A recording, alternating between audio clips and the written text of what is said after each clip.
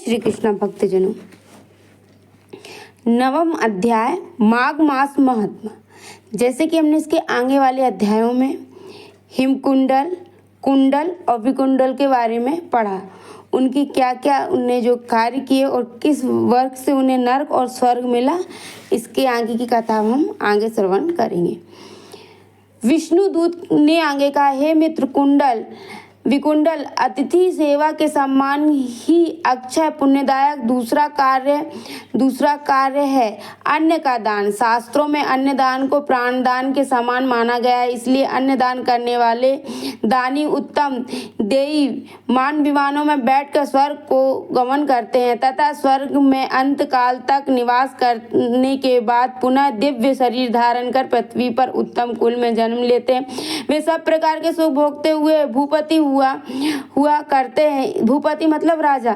इतना ही नहीं, ऐसे मनुष्य रूपवान, धनवान, ऐश्वर्यवान तथा धर्मात्मा होकर संपूर्ण दुखों से मुक्त होकर दीर्घायु तक पुत्र पौत्र आदि के साथ सुख भोगते हैं। देवदूत ने आगे कहा, हे मित्र, जब राजा केसरी ध्वज स्वर्ग का भोग पूरा कर पृथ्वी पर आने लगे तो धर्मराज युधिष्ठिर ने उनसे कहा कि हे राजन, पृथ्वी से लौटकर यदि पुनः पूर्वतः स्वर्ग में जाना चाहते हो तो पृथ्वी पर जाकर अन्न का दान अवश्य करना। हे मित्र, ये वचन मैंने स्वयं धर्मराज के मुख से सुने हैं। जो मनुष्य ग्रीष्म ऋतु में जल का दान करते हैं तथा सभी ऋतुओं में अन्न का दान करते हैं, वे स्वर्ग में अंत काल तक दिव्य सुखों को भोगते हैं। पहले किए गए पापों से मुक्ति का उपाय बताते हैं। देवदूत ने आगे कहा, हे वैश्यराज, जो मनुष्य अपने मनसा वाचा कर्मणा किए गए समस्त पापों को शास्त्रोक्त विधि से प्रायश्चित करते हैं, उन्हें भी देवताओं की कृपा से उत्तम लोगों की प्राप्ति होती है। इसी प्रकार गायत्री मंत्र, वेद मंत्रों का जाप करने वाले और धार्मिक कथाओं का श्रवण करने वाले भी उत्तम सद्गति को प्राप्त होते हैं। व्रत एवं तप का अनुष्ठान करते हुए, जितेंद्रिय रहकर सत्य बोलते हुए जो पराये और दूषित अन्न का त्याग करते हैं, वे भी नरक यातना नहीं भोगते। पाप की कमाई से दूर रहकर धर्म आधारित जीविका पर निर्भर रहते हैं हुए जो व्यक्ति सदाचारी जीवन व्यतीत करते हैं, उन्हें भी स्वर्ग प्राप्त निश्चित ही होता है। जो मनुष्य जिसके अन्न और धन का उपभोग करता है वह उसके पापों का भी भागीदारी बनता है, इसलिए सदैव ही दान करते रहना चाहिए और पराश्रित कभी नहीं रहना चाहिए, मतलब दूसरों के भरोसे। विष्णुदूत का यह उपदेश सुनकर विकुंडल ने पूछा, हे मित्र, इनके अतिरिक्त अन्य वे कौन से कर्म हैं जिनके करने से मनुष्य यम पास से मुक्त हो जाता है तथा वे कर्म कौन से हैं जिनको करने से प्राणी नरक प्राप्त करता है।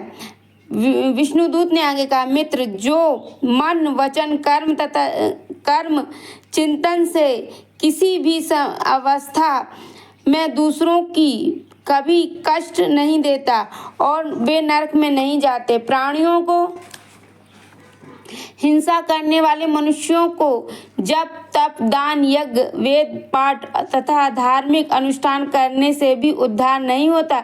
ऋषियों द्वारा महर्षियों ने सदैव ही हिंसा को हे और पाप कहा है। जो मनुष्य छोटे छोटे जीवों की अपने समान ही रक्षा करते हैं, उन्हें प्रेत नदी की दुर्गति, अंगारों से भरे कील मार्ग तथा नाना प्रकार के भयानक यम यातनाओं को कभी नहीं देखना पड़ता है। हिंसा को जो सर्वश्रेष्ठ धर्म बतलाते हुए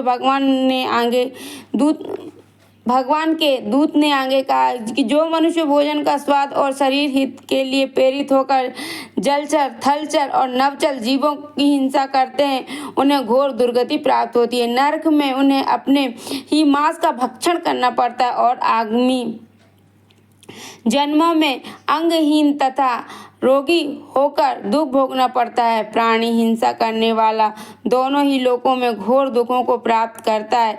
इसके विपरीत प्राणी हिंसा से मुक्त रहने वाले को सर्वत्र सुख और अभय प्राप्त होता है और वह दुख रहित तथा भय रहित रहता है। जैसे सभी नदियों, नालों और झीलों का जल अपनी यात्रा पूरी कर समुद्र में समाहित होते हैं, उसी प्रकार सागर के सभी धर्म अहिंसा से प्रारंभ होकर